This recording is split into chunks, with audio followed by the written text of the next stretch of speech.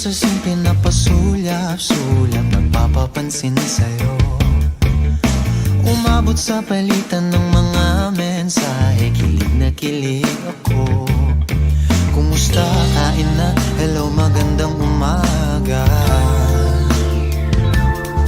Ingat ka, pahinga, huwag kang masyadong magpupuyat pa.